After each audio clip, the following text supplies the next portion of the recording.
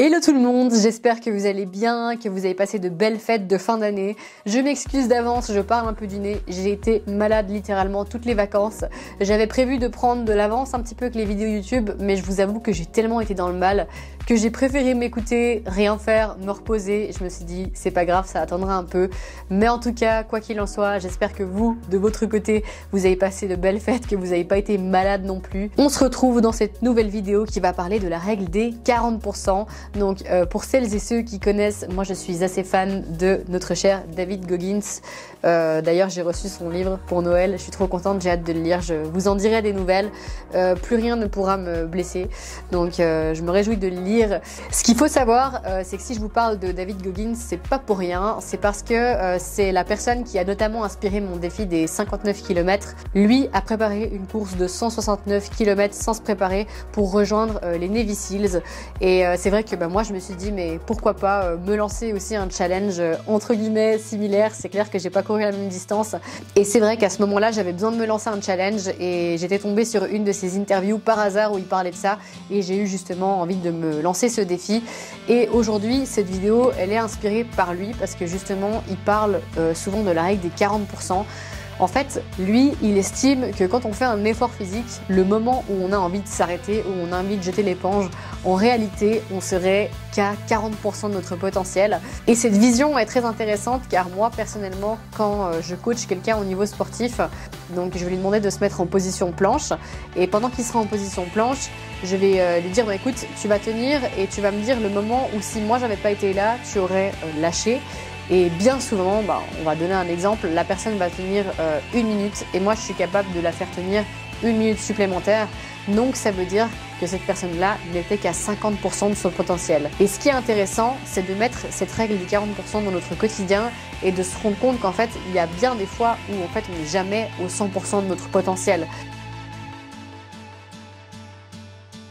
En vérité, c'est très difficile d'être à 100% de son potentiel, mais j'ai décidé dans cette vidéo de faire un comparatif par rapport à ce que moi je m'étais lancé comme challenge sportif et où j'en étais aussi à l'heure actuelle avec ça. Est-ce que je me pousse réellement aux entraînements? Est-ce que je me pousse réellement dans mes retranchements? C'est ce que j'avais envie d'analyser avec vous aujourd'hui.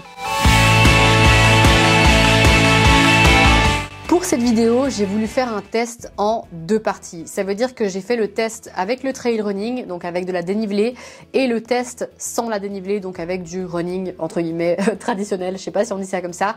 Mais bref, du coup, la distance maximum que j'avais couru en running, donc sur du plat, c'est 21,1 km, donc un semi-marathon. Et il y a 2 semaines en arrière, je me suis dit, je vais enfiler une paire de baskets et je vais faire un test. Je vais essayer de voir à partir de 21,1 km jusqu'où j'arrive à courir.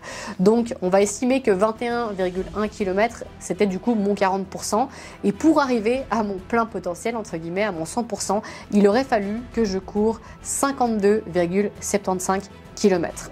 Donc bien évidemment, quand je suis partie, déjà je me suis dit si je cours une trentaine de kilomètres, ça sera déjà très bien. Je me disais que c'était assez accessible. Donc je suis partie, j'ai couru et arrivé à 30 km, en fait ça va, je me sens bien. Et je me suis dit que j'allais vraiment essayer de pousser au maximum le nombre de kilomètres. Bon les gars, je sais pas si vous pouvez le voir, mais je suis vers Vevey. J'ai couru plus de 20 km. Aujourd'hui est un grand jour. Je m'étais fixé un petit challenge pour la fin d'année et j'espère que ça va être chose faite en allant jusqu'à courir un marathon. C'est là aussi où j'avais envie de venir parler de cette fameuse règle. C'est aussi par rapport à comment moi je me sentais physiquement dans l'instant. Donc c'est clair que j'aurais pu très certainement courir 10 km de plus parce que je me suis arrêtée à la distance marathon. Je l'ai d'ailleurs fait en 4 heures et 1 minute. Je suis vraiment fière de moi pour dire que c'est quelque chose que j'avais jamais fait avant. Et surtout, ce que j'avais envie de tester, c'était de me dire, en fait, à 42,2 km, comment je vais me sentir.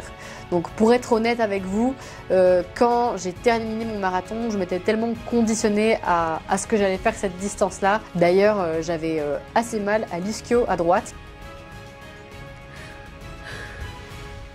Je sais pas pourquoi, parce que pourtant le reste ça allait plutôt bien, mais C'est clair et net que j'aurais pu aller à 52,75 km si j'avais marché ou ralenti ma cadence. Mais je vous avoue que mon ego a un peu pris le dessus et je me suis dit non, je peux pas m'arrêter de courir maintenant en si bon chemin. Moi, je me suis dit je vais honorer ma distance, je vais aller jusqu'à 42,2 km. En plus, on était fin décembre quand j'ai fait ce challenge. Je sortais d'une bonne grippe, donc je me suis dit vas-y, challenge-toi, va au bout. Avant 2024, pardon, il faut que tu fasses un marathon. Et j'ai vraiment été chercher au fond de moi pour boucler cette distance. Donc j'étais vraiment contente. D'ailleurs, pour celles et ceux qui m'ont demandé, le lendemain, je me sentais très bien. J'avais étonnamment pas de courbatures. Ça n'a pas été trop traumatisant. Donc c'est vrai que j'ai été super contente de voir que ces 9 mois de course à pied me permettent aujourd'hui de courir la fameuse distance des 42,2 km. J'étais très contente, très fière de moi et ça m'a donné en fait envie de me dépasser un petit peu plus. Mais par contre, je vous avoue que si maintenant mon 40% c'est 42,2 km, ben mon 100% il va se situer bientôt aux alentours des 100 km. Donc est-ce que je vais me challenger un jour, prendre mes baskets et me dire bon vas-y je vais courir 100 km? On verra, on verra. Je vous avoue que ça me donne de grandes idées. Je me laisse le temps de récupérer, le temps de me sentir bien. En tout cas, quand je me lance un challenge, c'est clair que je le fais avec mon cœur et mes tripes, hein, comme on dit. Donc voilà, on verra la prochaine distance que j'expérimenterai. En tout cas, je suis déjà très contente d'avoir réussi en l'espace de 9 mois à courir un marathon sans avoir de courbatures le lendemain. C'est déjà un exploit incroyable pour moi. J'ai réussi à aller à mon 100% pour l'instant. Pour le moment, hein, c'est à charge de revanche, comme je le dis. Et je me suis dit, bah, ça pourrait être sympa que tu fasses un petit comparatif par rapport au défi du mois de septembre que je m'étais lancé. Donc la distance la plus grande que j'avais fait avant ça, c'était 29 km et 2000 de dénivelé positif. Ben, j'ai fait le calcul justement avec le 40%. Donc par rapport aux 29 km, si j'avais été à mon 100%, j'aurais pu courir une course de 72,5 km avec un dénivelé positif, accrochez-vous, 5000 mètres. Donc c'est juste énorme. Et là, je vous avoue, pour vous faire un petit partage d'expérience, que quand j'ai été sur le Tour des Nantes du Midi, je me suis vite confrontée au bout du 40e kilomètre à des limites mécaniques. Ça veut dire que j'avais mal à un genou et à un pied et que je me suis quand même vraiment bien traînée pour terminer cette course. Donc je suis contente qu'elle n'ait pas duré plus longtemps, qu'elle n'ait pas eu plus de kilomètres parce que je sais pas dans quel état j'aurais terminé. Bien évidemment, peut-être que j'aurais été capable de faire ces 72,5 km avec 5000 de dénivelé positif. Mais dans l'état où j'étais, j'aurais très certainement, comme notre cher David, terminé cette course avec des orteils pétés ou un pied cassé parce que je vous avoue que là j'ai vraiment été chercher au fond de moi. Donc fictivement parlant, j'ai pas été à mon 100% de nouveau ici, mais par contre, je peux vous assurer que je me suis vraiment challengée et dépassée comme j'avais.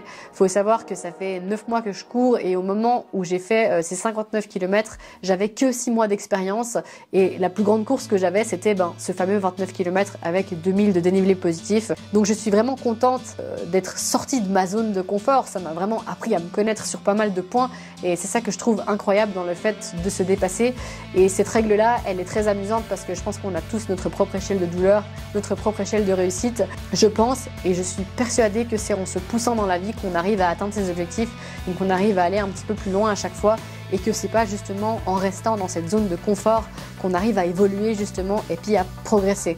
Donc que la règle de David Goggins des 40% soit véridique ou non, moi je trouve que c'est vachement cool de s'en inspirer pour se dépasser justement. Je pense que je vais créer mon propre pourcentage parce que je vous avoue que honnêtement dans les challenges que je me suis fixés cette année, je suis vraiment fière de moi et je pense que oui, clairement je me suis dépassée. Donc c'est comme toute chose, c'est bon à prendre pour s'en inspirer et puis pour pouvoir se pousser un petit peu et évoluer encore plus. Là je vous ai fait un parallèle au niveau sportif, mais sachez que la règle des 40%, elle peut s'appliquer dans votre quotidien. Cette règle-là, comme je le dis, quand je la teste en coaching sur des clients à moi, de voir en fait et de prendre consciente que ah oui c'est vrai, mais en fait je me dépasse pas au niveau du sport, mais est-ce que je me dépasse réellement sur le plan professionnel, sur le plan personnel? C'est vrai que cette fameuse zone de confort, hein, comme on dit, il y a beaucoup de gens qui y sont bien sans l'être parce qu'on pense toujours à mais c'est comment ailleurs en fait. Et je pense que tant qu'on se pose cette question, c'est qu'on n'est pas forcément au bon endroit au bon moment et que ça peut être super intéressant justement de venir se challenger avec des petites choses du quotidien déjà, hein, comme je vous l'ai dit, faire votre lit le matin, prendre le temps de petit déjeuner, se lever 1 heure avant pour prendre du temps pour soi et partir sur un élan positif dans votre journée. C'est toutes des petites choses qui, mis bout à bout, progressivement avec le temps, vont pouvoir cultiver une écologie intéressante autour de vous et surtout propice au bon développement, qu'il soit sportif, personnel ou professionnel. Donc voilà les amis, j'espère que cette vidéo vous aura plu, j'espère qu'elle aura pu vous inspirer, vous apporter des conseils. Moi honnêtement, je vais continuer de me lancer des challenges et des défis parce que c'est ce qui me fait vibrer et je continuerai de les partager avec vous aussi.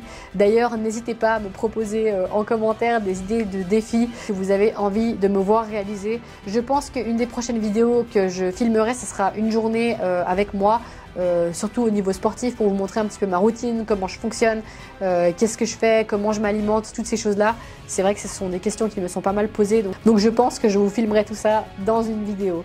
En attendant les amis, prenez soin de vous, n'hésitez pas à liker, partager cette vidéo si elle vous a plu et on se dit à la prochaine dans une prochaine vidéo.